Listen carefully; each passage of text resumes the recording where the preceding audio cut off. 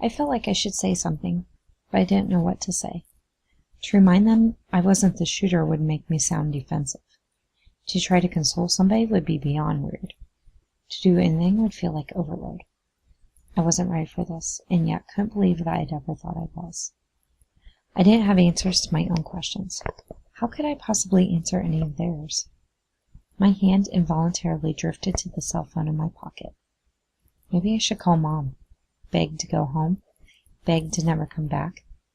Maybe I should call Dr. Healer, tell him that for the first time he was wrong.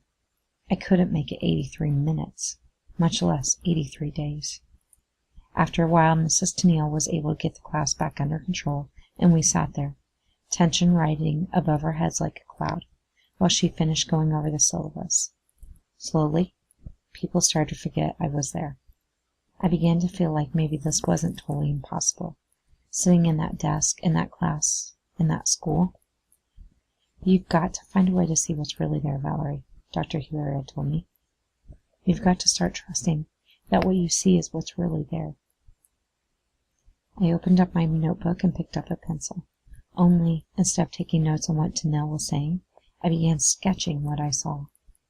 The kids were in kid bodies, wearing kid clothes, their kid shoes untied, and their kid jeans ripped.